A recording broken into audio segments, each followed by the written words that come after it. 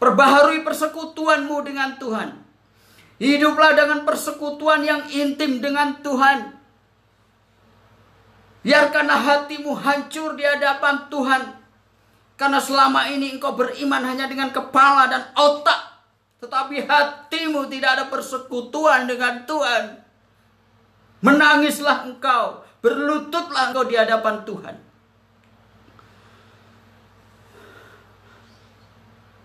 Jangan menyesatkan jiwa-jiwa yang tulus, yang mencari pertolongan, yang mencari kasih karunia itu.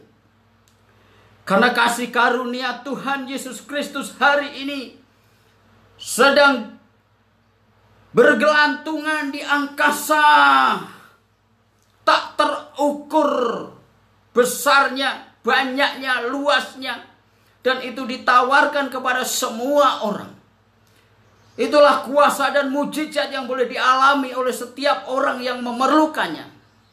Saudara jangan menghentikan, saudara jangan membatasi kuasa kasih karunia Tuhan itu.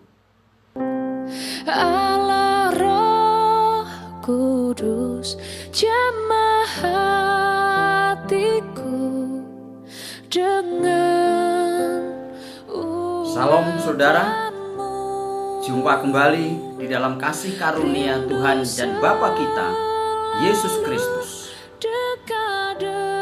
Khotbah saya hari ini, saya akan berbicara tentang mujizat di dalam Alkitab. Hal ini sangat penting saudara, karena ada orang-orang yang tidak percaya akan adanya mujizat. Ada orang-orang yang menentang mujizat dari Tuhan. Bahkan tidak jarang ada orang-orang yang menyebut dirinya sebagai hamba Tuhan, sebagai pendeta. Tetapi mereka tidak percaya ada mujizat dari Tuhan. Mereka sering menentang mujizat-mujizat yang disaksikan oleh anak-anak Tuhan, tentang mujizat yang diperlakukan atau yang dibuat oleh Tuhan. Namun sebaliknya ada orang-orang yang mengagung-agungkan mujizat, tetapi mereka tidak tahu tentang mujizat itu. Apakah benar mujizat dari Tuhan atau mujizat yang dipalsukan oleh iblis. Ada orang-orang yang mengagung-agungkan mujizat, bahkan mujizat menjadi berhala. Yang dicari bukan kehendak Allah, tetapi yang dicari adalah mujizat.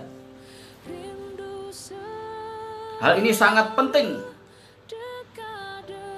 dan membuat kerinduan saya agar saudara-saudara semua mendapatkan pengetahuan, mendapatkan pengalaman yang baru tentang mujizat yang benar, tentang mujizat yang dilakukan oleh Allah, ataupun mujizat yang salah, mujizat yang dipalsukan, yang dibuat oleh iblis. Anda bisa sesat karena tidak percaya adanya mujizat dari Tuhan. Dan Anda akan semakin tersesat jika mengejar mujizat tanpa tahu mujizat dari Tuhan atau mujizat dari iblis. Dua-duanya sama, diperbodoh oleh tipu daya manipulasi iblis. Berbahaya. Saudara, Alkitab berkata, Alkitab mencatat, Alkitab memberi kesaksian kepada semua orang yang mau membaca Alkitab. Sejak dalam perjanjian lama, Allah selalu acap kali, sering kali melakukan segala sesuatu dengan kuasa dan mujizat. Saudara, kisah penciptaan langit dan bumi itu adalah mukjizat yang sangat besar. Dari yang tidak ada menjadi ada, dari yang kosong menjadi ada. Dilakukan oleh firman dan dilakukan sebagai mukjizat yang tidak bisa dikerjakan oleh manusia siapapun. Penciptaan manusia pertama, Adam. Adam diciptakan dari tanah liat. Itu adalah mukjizat. Bagaimana mungkin manusia dibuat dari tanah liat? Siapapun Anda sampai hari ini meniru-niru dengan teknologi yang tercanggih pun tidak bisa menciptakan seorang manusia yang seperti diciptakan oleh Allah. Penciptaan Adam adalah mukjizat. Begitu juga Hawa. Selanjutnya Abraham diutus oleh Allah. Abraham bertemu dengan Allah. Allah berbicara secara langsung kepada Abraham. Itu adalah mukjizat yang luar biasa. Hari ini orang banyak bertanya, bagaimana manusia bisa bertemu Allah? Bagaimana Allah bisa berbicara kepada manusia langsung?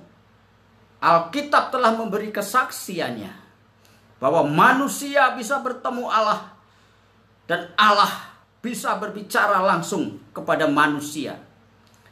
Apakah karena berbeda zaman, kemudian hari ini Allah tidak bisa berbicara kepada kita?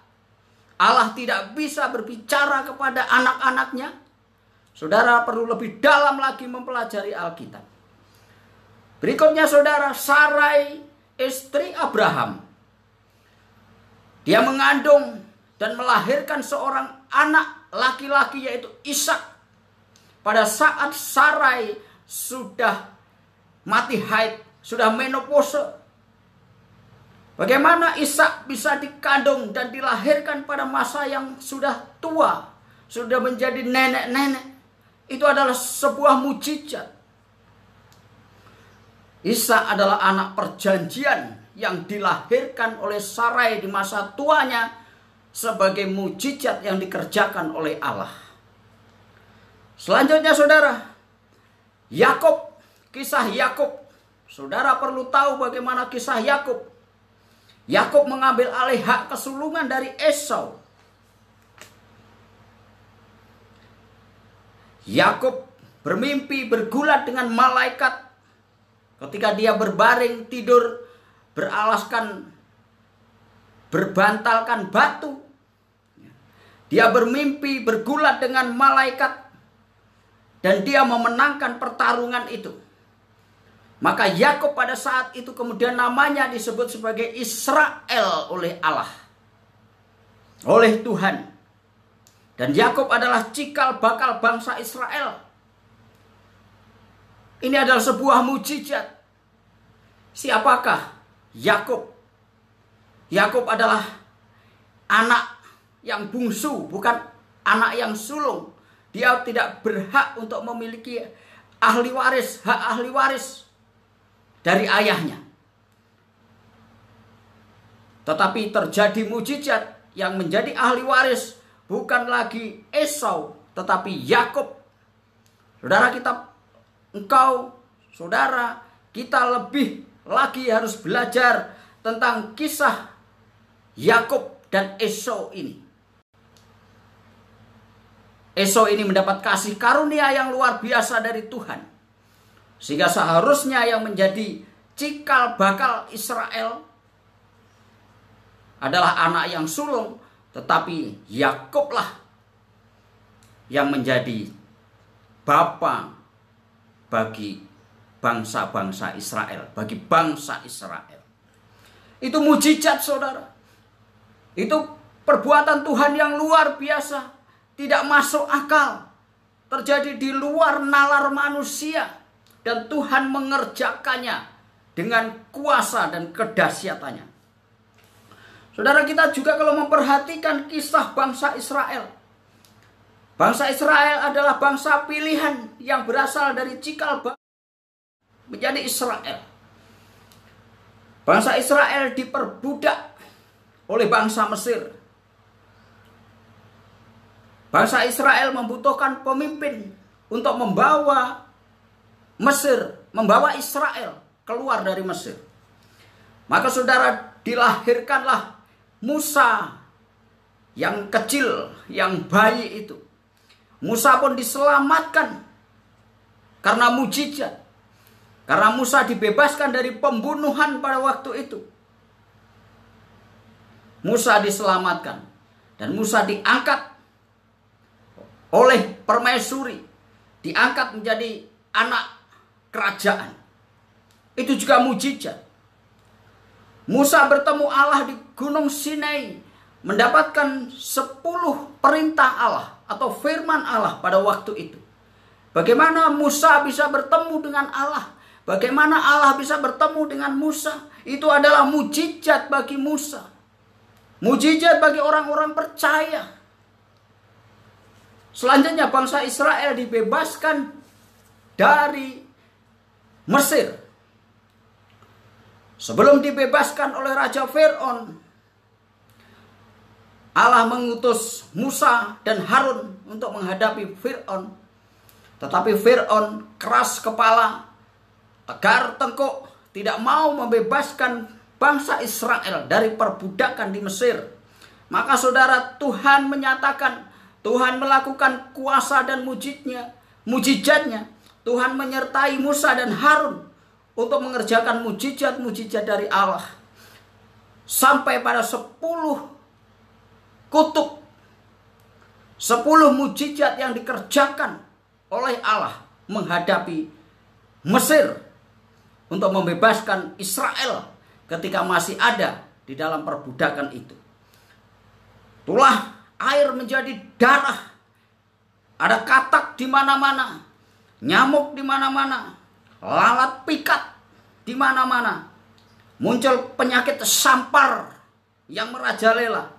Hujan es, belalang, pelahap, gelap gulita. Dan yang ke-10 adalah kematian anak sulung Mesir. Setiap anak sulung Mesir akan mati karena Fir'aun tidak membebaskan bangsa Israel. Dan itu adalah mujizat yang dilakukan oleh Allah atas bangsa Israel, bangsa pilihan.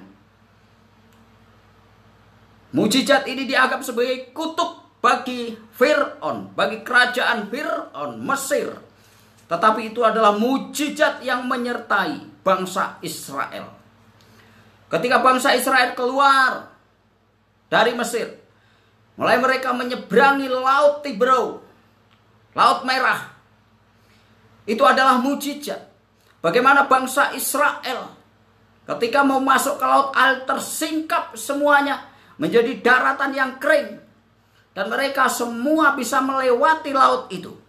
Tetapi kemudian tentara Romawi, tentara Mesir yang mengejarnya masuk ke dalam laut itu. Dan ketika ada di tengah laut, lautnya, airnya kembali meluap. Dan mereka semua tenggelam di dalam lautan, di dalam air itu. Itu adalah mujizat, saudara. Ketika bangsa Israel tidak ada makanan dan minuman, di padang gurun Tuhan mengirimkan roti, mana, dan juga burung puyuh. Tuhan menyertai bangsa Israel di padang gurun. Siang hari disertai dengan tiang awan sehingga tidak kepanasan. Ketika malam hari Tuhan menyertai dengan tiang api sehingga tidak kegelapan. Ketika di Mara dan di Meriba tidak ada air pahit. Tetapi Tuhan melakukan mujizat. Air yang pahit itu diubah menjadi air yang manis. Itu mujizat yang luar biasa. Di dalam perjanjian lama begitu jelas mujizat-mujizat itu dikerjakan oleh Allah. Bagaimana Anda bisa mengatakan tidak ada mujizat? Ada mujizat yang dikerjakan oleh Allah. Mujizat yang benar. Tidak berhenti di dalam perjanjian lama, saudara. Di dalam perjanjian baru,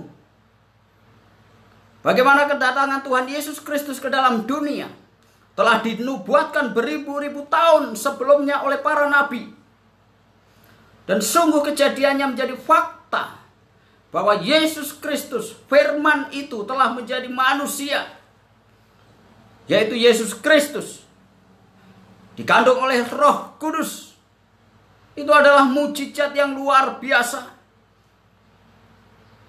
Pada waktu itu ada ahli-ahli Taurat, orang-orang Farisi. Mereka mengklaim sebagai orang-orang yang tahu kitab suci, tetapi mereka menolak kedatangan Mesias, menolak Yesus Kristus, menolak mujizat yang sangat besar pada waktu itu. Bagaimana Tuhan Yesus mengubah air menjadi anggur di Kana dalam perkawinan. Itu mujizat. Orang buta menjadi melihat, orang tuli mendengar, orang lumpuh berjalan. Pelepasan kuasa-kuasa setan dari orang-orang yang tersesat, terikat oleh kuasa-kuasa gelap. Bahkan orang mati dibangkitkan, Lazarus dan sebagainya. Dan selanjutnya Tuhan Yesus naik ke surga.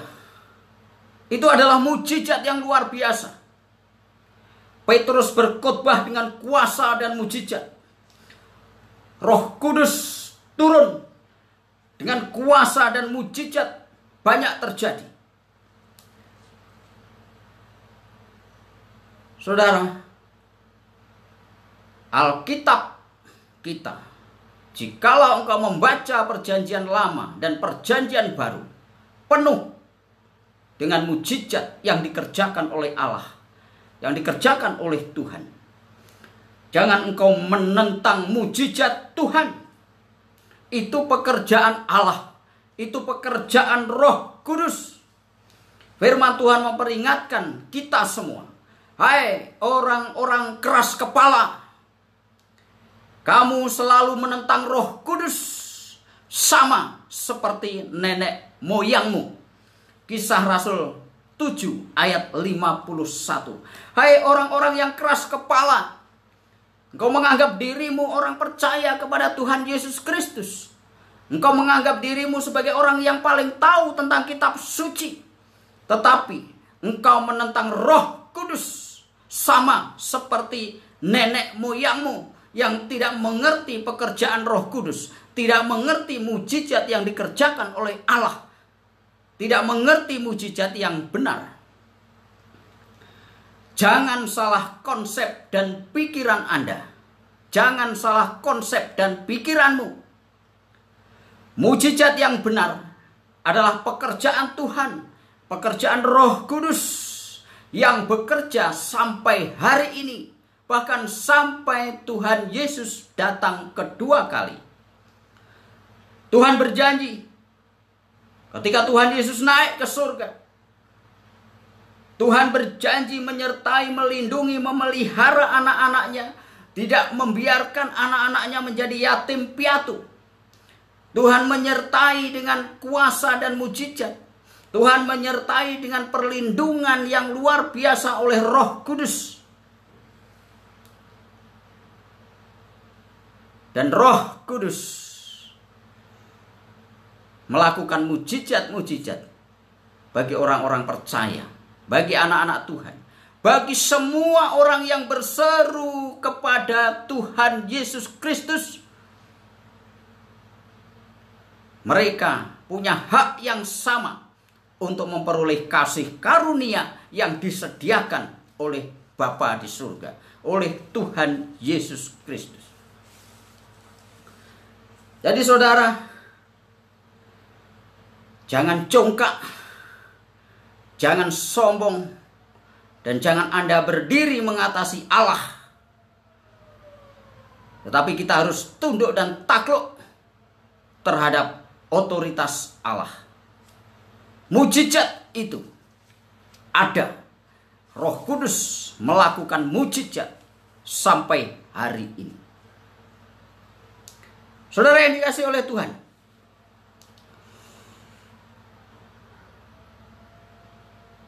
penting semua orang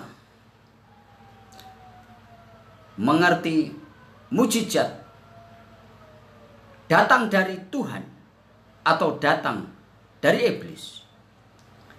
Penting, belajarlah membedakan. Belajarlah menguji mujizat. Saudara bisa melihat channel di YouTube saya tentang menguji mujizat. Gali Alkitab lebih dalam bersama-sama dengan Roh Kudus.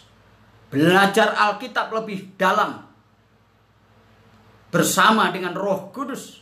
Karena Roh Kudus akan memimpin dan membawa kepada seluruh kebenaran. Jangan mengandalkan kepala dan otak kita sendiri untuk mengerti Alkitab. Kalau kita mengerti Alkitab, kita mengerti seluruh kebenaran, maka kita tidak akan menghujat mujizat-mujizat yang datang dari Tuhan. Mujizat-mujizat yang dikerjakan oleh Roh Kudus.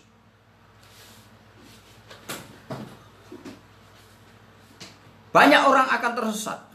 Saudara bahkan bisa tersesat. Bahkan akan menyesatkan banyak orang karena menghujat mujizat dari Tuhan. Karena saudara tidak bisa membedakan mujizat dari Tuhan atau mujizat dari setan. Sebaliknya, jika Anda tidak membedakan mujizat, Anda tidak bisa membedakan mujizat itu, Anda bisa tersesat juga. Dan Anda akan menyeret juga murid-murid Anda, jemaat Anda, ke dalam kebodohan, bahkan ke dalam kebinasaan, karena menghujat pekerjaan Tuhan, menghujat pekerjaan Roh Kudus. Indonesia hari ini memerlukan mujizat Tuhan. Hidup kita, hidup saudara hari ini memerlukan mujizat Tuhan. Anak-anak Tuhan diberi kuasa untuk mengubah situasi dan kondisi karena iman. Doa yang mendatangkan mujizat. Kuasa Tuhan ikut campur tangan dalam kehidupan anak-anak Tuhan, orang-orang percaya. Tuhan berjanji akan menyertai, akan melindungi dengan kuasanya, dengan mujizatnya. Indonesia, hidup banyak orang perlu dipulihkan. Perlu pertolongan oleh kuasa dan mujizat Tuhan. Supaya mereka tidak direbut oleh kuasa-kuasa kegelapan. Alkitab sangat jelas menyatakan tentang kuasa dan mujizat Tuhan. Supaya dinyatakan sebagai bukti kemuliaan Allah.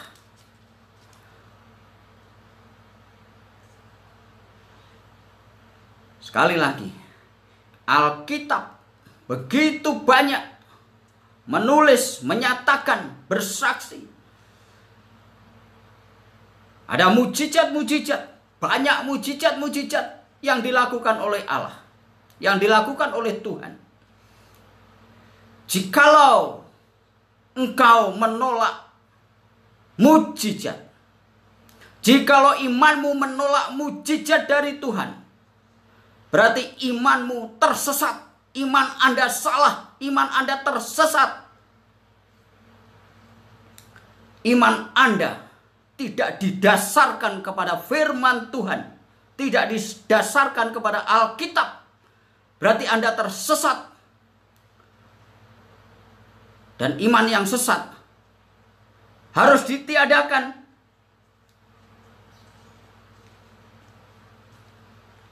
Harus dibubarkan. Apakah gereja saudara, gereja yang saudara pimpin harus dibubarkan karena saudara tidak percaya kepada mujizat? Mujizat Tuhan itu ada. Jangan terintimidasi. Dan bahkan khotbah-khotbah Anda harus dihentikan jikalau Anda tidak percaya akan adanya mujizat dari Tuhan. Engkau tidak layak berkhotbah.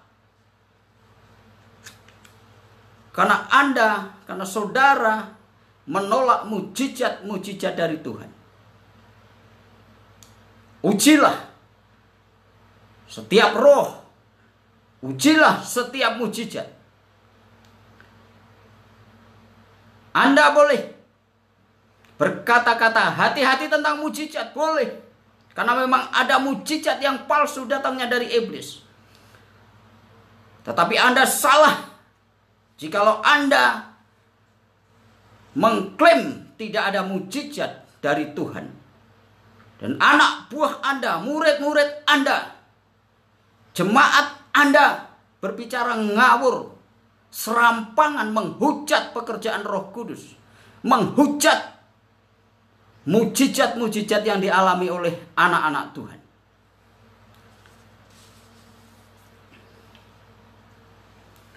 Saudara, ini penting. Kepala kita harus dipenuhi dengan firman Tuhan. Tetapi keputusan kita berasal dari hati, di mana Roh Kudus bertahta, Roh Kudus tinggal. Otak kita harus takluk kepada Roh Kudus yang tinggal di dalam hati kita. Jikalau hanya otak kita, kepala kita yang dipenuhi dengan pengetahuan, tetapi roh kita tidak disatukan dengan Roh Kudus, celaka. Kita semua sama menjadi seperti ahli-ahli Taurat dan orang-orang Farisi itu. Dan Tuhan sangat membenci mereka. Oh haleluya. Tuhan Yesus Allah yang baik, Bapa kita, Bapa yang mengasihi anak-anaknya. Engkau akan dijadikan pemenang, bahkan lebih dari pemenang, menghadapi segala sesuatu kehidupan apapun di dunia ini. Allah tidak membiarkan kita sendirian, tetapi Tuhan menyertai dengan kuasa dan mujizat. Tuhan menyertai dengan seorang penolong, pribadi penolong, penghibur, yaitu Roh Kudus. Percayalah, Anda yang lemah, Anda yang letih lesu, Anda yang berputus asa, Anda yang seakan-akan kehilangan pengharapan. Hari ini ada harapan besar, ada pertolongan dari Tuhan, ada mujizat yang disediakan oleh Tuhan.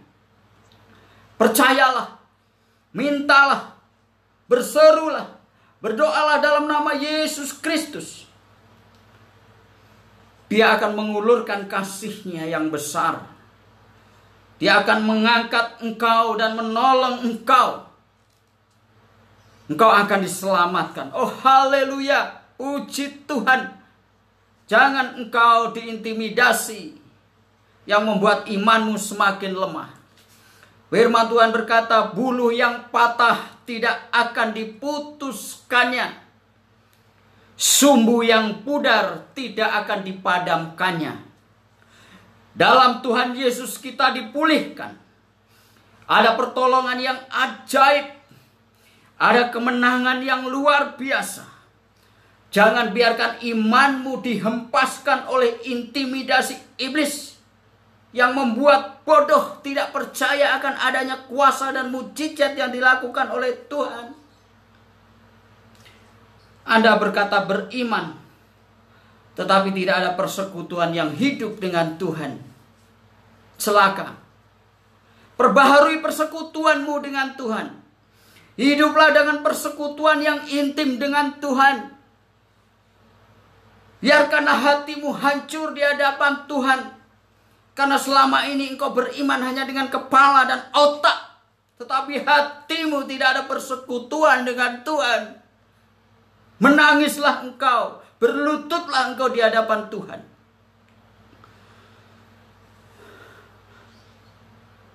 Jangan menyesatkan jiwa-jiwa yang tulus, yang mencari pertolongan, yang mencari kasih karunia itu.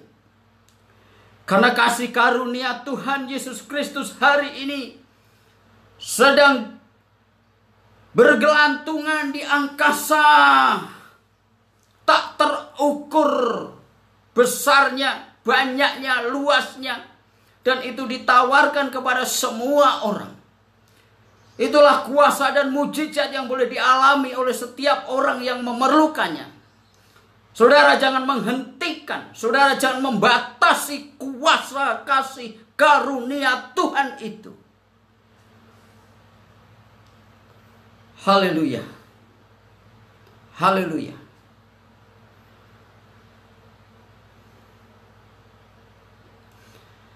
Saya akhiri terlebih dulu firman Tuhan hari ini. Saya sampaikan penutup atau kesimpulan hari ini begini. Roh Kudus masih terus melakukan mujizat, bahkan sampai kedatangan Tuhan Yesus yang kedua kali.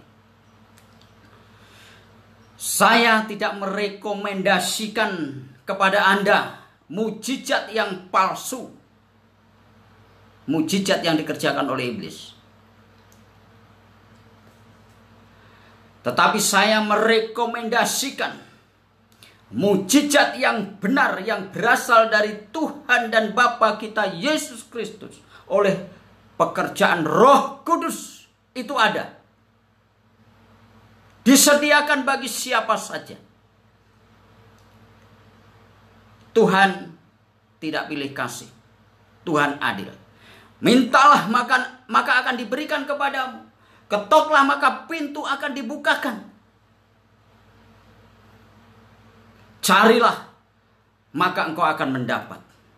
Siapa saja, dari ujung bumi ke ujung bumi, dari suku apa saja, keturunan apa saja, suku bangsa apa saja, semuanya boleh menerima kasih karunia kuasa mujizat dari Tuhan Yesus Kristus.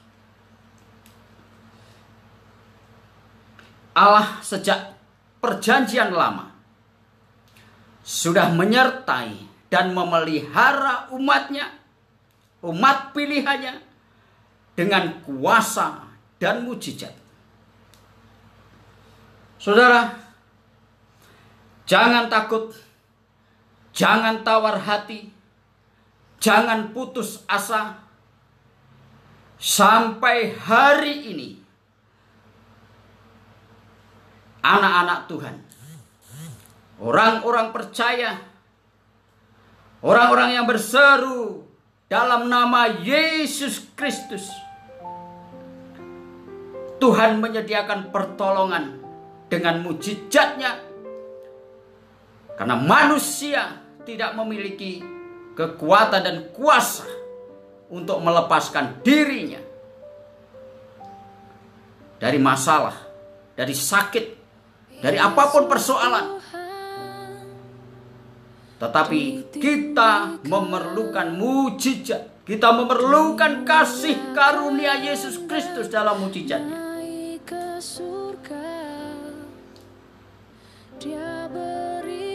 Tuhan menjadikan kita anak-anaknya pemenang, bahkan lebih dari pemenang. Saudara, ini bukan teori. Firman Tuhan itu hidup dan berkuasa. Taruhlah hidup Anda, hidup kita, di atas dasar iman firman Tuhan yang telah dimeterai oleh darah Yesus Kristus. Firman Tuhan itu hidup dan berkuasa. Tuhan memberkati. Shalom.